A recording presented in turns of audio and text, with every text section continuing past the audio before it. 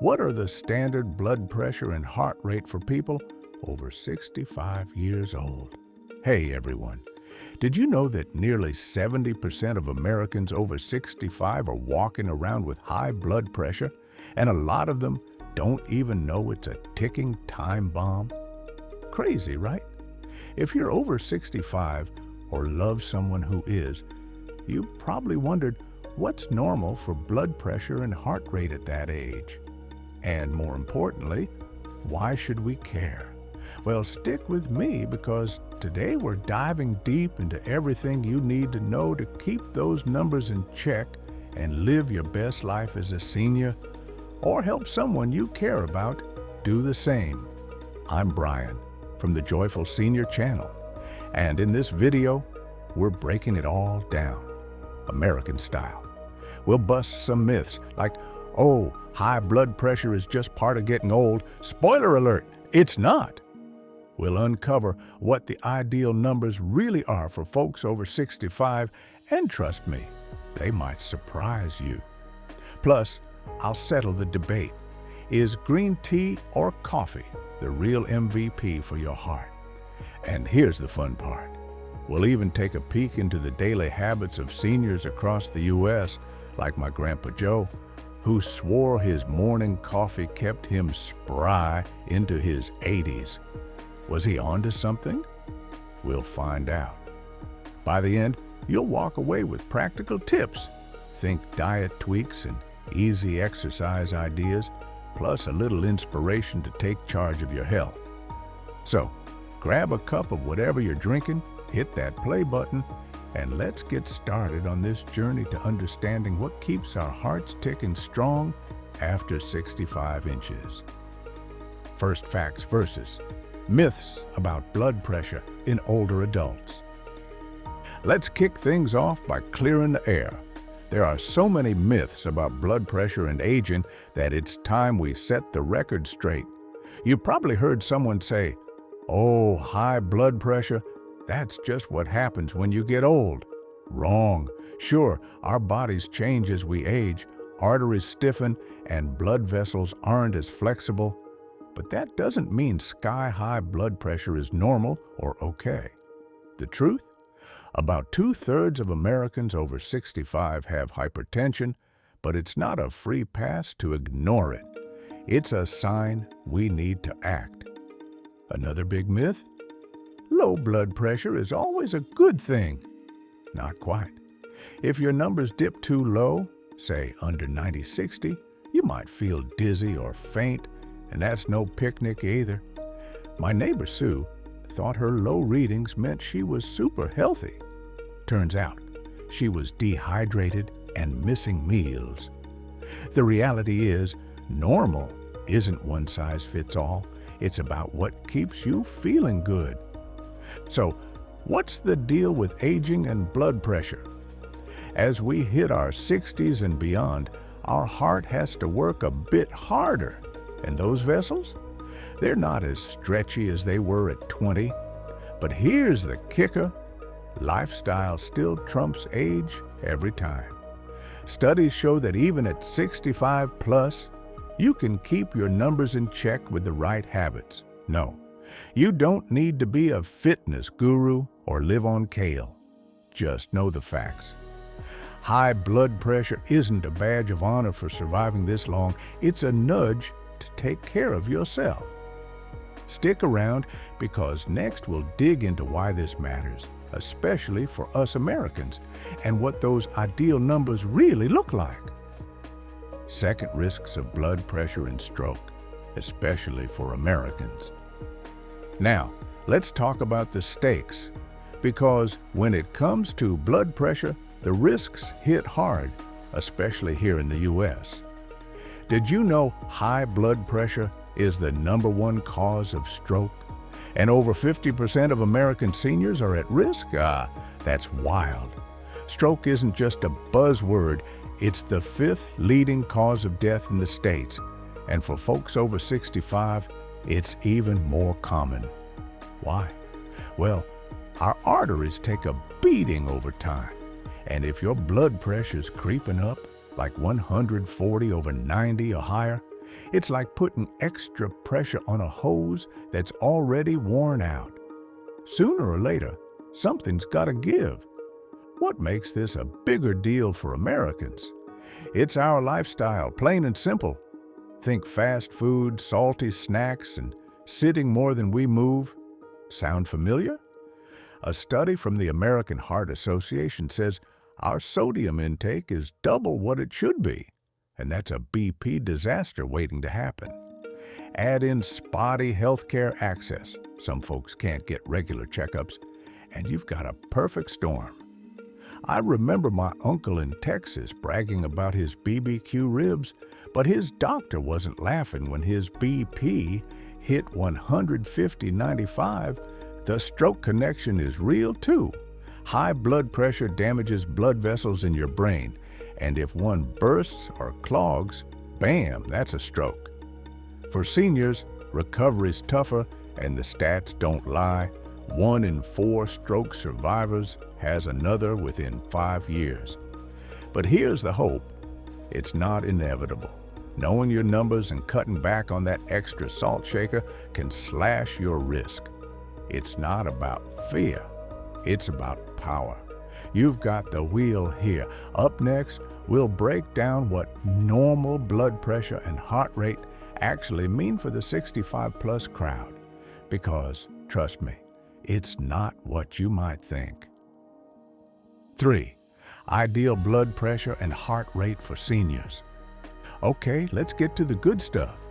What should your blood pressure and heart rate be after 65? Here's the baseline. For most adults, 120/80 millimeters of mercury is the gold standard for blood pressure, and a resting heart rate of 60 to 100 beats per minute is solid. But here's the twist. Aging shakes things up a bit. For seniors, doctors often say a slightly higher BP, like 130/140/80, can still be okay, especially if you're healthy otherwise. Why? Your arteries stiffen with age, so a little extra pressure keeps blood flowing. But don't get too comfy. Over 140/90, and you're in hypertension territory. Heart rate simpler. 60/100 is still the sweet spot. My friend's dad at 72 clocks in at 65 beats per minute and feels great. But if yours is racing past 100 or dipping below 60 without a reason, check in with a doc. It's not about chasing perfect numbers, it's about what's normal for you. Got diabetes or kidney issues? Your target might be tighter, like under 130/80, to protect those organs. Here's a pro tip. Grab a home monitor. I got mine for $30, and track your stats weekly. Morning's best. Before coffee or chaos kicks in, you'll see patterns and catch trouble early. Oh, and don't panic if it fluctuates. Stress, a big meal, even standing up fast can nudge it. The American Heart Association says consistency matters more than one-off spikes. Picture this. You're aiming for a BP that lets you enjoy grandkids or gardening without feeling wiped. It's less about a textbook ideal and more about feeling strong. Coming up, we'll tackle a fun one. Green tea versus coffee. Which one's your heart's best buddy? Spoiler, they both might surprise you. 4. Green tea versus coffee for blood pressure. All right, coffee lovers and tea sippers, let's settle this. Green tea or coffee for your blood pressure? If you're over 65, you've probably got a favorite. But does it help or hurt your heart? Let's break it down. Green tea's got this chill vibe, packed with antioxidants called catechins that studies say can lower blood pressure a few points. A 2020 study found folks drinking 3 cups a day saw their systolic BP drop by about 5 millimeters of mercury. Not huge, but every bit counts, right? Plus, it's calming. Perfect if stress spikes your numbers. Now, coffee, America's lifeblood. You'd think caffeine's a villain jacking up your BP, and yeah, it can bump it by 10 points for an hour or two. But here's the twist. If you drink it regularly, your body adapts, and the effect fades. My mom, 67, downs 2 cups daily, and her BP's steady at 125/78. Research backs her up. Moderate coffee, think 1 to 3 cups, doesn't wreck your heart long term and might even cut stroke risk thanks to its antioxidants. So, who wins? Depends on you. Green tea's a gentle nudge toward lower BP. Great if you're already borderline high. Coffee's fine if you're not chugging it all day. Keep it under 400 milligrams of caffeine, about 4 cups. Both have perks. Green tea's steady, coffee's a pick-me-up. Me? I'd say Grandpa Joe was half right. His coffee kept him going, but a green tea swap might have chilled him out more.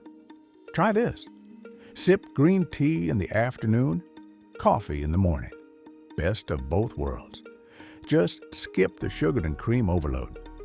Next, we'll tackle managing BP when diabetes or cholesterol's in the mix. Because for lots of seniors, it's not just one battle. 5. Managing blood pressure in seniors with diabetes or high cholesterol. Let's get real. Aging often means juggling more than just blood pressure. If you're over 65 and dealing with diabetes or high cholesterol, managing your BP can feel like a high wire act. Here's why it's tricky. Diabetes stiffens your arteries. Think of them like old garden hoses, and high cholesterol adds gunk, narrowing the flow. Together, they push your BP higher and make your heart work overtime. About 70% of seniors with diabetes have hypertension, and cholesterol's a tag-along for half of them. It's a lot, but you're not alone.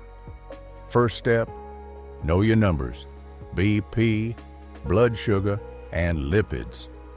My aunt, 69, checks hers weekly with a home kit and texts her doc updates. Aim for under 130/80 if you've got these conditions, tighter than the usual 140/90, because your risks are higher. Meds might be your wingman here. ACE inhibitors or statins are common. But always team up with your doctor. Don't wing it. These combos need balance. Lifestyle's your superpower, though. Cut sodium. Seriously, ditch the salt shaker and watch carbs to steady your sugar. Think lean proteins, veggies, and a little olive oil. Good fats fight bad cholesterol. Exercise? Even 15 minutes of walking helps. My buddy's grandma started chair yoga at 73, and her BP dropped 10 points in a month. Small wins add up. The key? Consistency over perfection. You don't need to overhaul everything. Just tweak what you can. Maybe swap fries for a salad or take the stairs once a day. Millions of seniors juggle this every day and still enjoy life. BBQs, grandkid time, you name it. Up next, we'll dive into how diet and exercise aren't just for BP, they're aging's secret weapons. 6. The power of diet and exercise for healthy aging. Here's where the rubber meets the road. Diet and exercise. If you're over 65, these aren't just buzzwords. They're your ticket to keeping blood pressure and heart rate steady. Let's start with food. The DASH diet's a fan favorite. Low sodium, big on fruits, veggies, and whole grains. Think 2,000 milligrams of salt a day max. Half what most Americans eat. Swap chips for an apple, and you're golden. Healthy fats like nuts or avocado keep your arteries happy too. My cousin's dad, 70, started adding spinach to his eggs. BP's down, and he's bragging about it. Exercise doesn't mean marathons. Relax. For seniors, 20 to 30 minutes most days does wonders. Walking's king. brisk enough to chat but not sing. Studies show it can drop your systolic BP by 5 to 10 points. Or try stretching, light weights, even gardening, anything that moves you. My neighbor, 68, rakes leaves and calls it his workout. His heart rate's steady at 70 beats. It's not about gym selfies, it's about feeling good. Why is this a big deal? Diet and exercise fight aging's curveballs, stiffer arteries, slower recovery. They're like oil in your engine, keeping things running smooth. Bonus, they cut stroke risk and boost energy. You don't need to be perfect. Start small. Maybe walk the dog an extra block or skip the second helping of mashed potatoes. My takeaway? It's less about rules and more about habits you'll stick with. Picture this. You're keeping up with your grandkids because you ate a salad and took a stroll. That's the win. Next, we'll explore aging's challenges and how to tackle them head on. 7. Aging and common health challenges. Aging's a wild ride, right? By 65, your body's got some stories, and your heart and blood pressure feel it. Let's break it down. As we age, arteries stiffen like pipes losing flex. Your heart might not pump as hard, and recovery after a workout slows. That's why BP can creep up and heart rate might not bounce back fast. It's normal, but not a free pass to ignore it. About 75% of seniors deal with some cardiovascular shift, and it's why checkups matter. Other challenges tag along too. Arthritis might make walking tough. My uncle's knees groan every step, but he shuffles anyway. Fatigue hits harder, and conditions like osteoporosis or even hearing loss can sap your mojo. High BP doesn't play solo. It teams up with these to make staying active trickier. But here's the bright side. You don't need to run a 5K. A 10-minute stretch or a lap around the yard still counts. Take my friend's mom, 71. She's got creaky joints but does armchair exercises while watching TV. Her BP's steady at 135/85, and she's proud of it. The lesson? Aging throws curveballs, but small moves keep you in the game. Diet helps too. Less salt, more potassium-rich bananas. And so does a good laugh with friends. Studies say social vibes lower stress, which tames BP. It's not about fighting age, it's about working with it. You've earned those years, now protect them. Next, I'll share a story about how American seniors are living today, plus my own take on all this. All right, folks, we've covered a lot today. Let's tie it all together. We started by debunking the myth that high blood pressure is just part of getting old. It's not, and knowing that can change everything. We dug into the risks, like how hypertension's a stroke magnet, especially here in the U.S., and pinned down those ideal numbers around 120/80 to 140/90 for blood pressure and 60 to 100 beats per minute for heart rate, depending on your health. Then we had some fun. Green tea versus coffee? Both can be your heart's pal in moderation. We tackled managing BP with diabetes or cholesterol and hammered home the big guns. Diet and exercise, swap salt for spices, take a walk. It's simpler than you think. And aging? It's got challenges, but small steps keep you in control. Think about Jane from our story. Oatmeal, a morning stroll, and a BP monitor. She's living proof you don't need to overhaul your life to thrive past 65. My big takeaway? It's not about perfection. It's about consistency. One less burger, one more lap around the block. Those add up to years of feeling good. So, here's my encouragement. Whether you're 65 or cheering on someone who is, you've got this. You don't need to be a health nut. Just take one tip from today and run with it. You're not just surviving these years, you're owning them, one heartbeat at a time. Now let's keep this going. Drop a comment below. What's your go-to heart-healthy habit? Maybe it's a morning coffee or a walk with your dog. I'm dying to hear. If you learned something new, smash that like button. It means the world. And don't forget to subscribe. We've got more tips coming to help you or your loved ones rock this aging thing. Oh, and share this with someone over 65 who needs a nudge. Let's spread the love and keep those hearts pumping strong. Thanks for hanging out with the Joyful Senior channel. See you in the next one.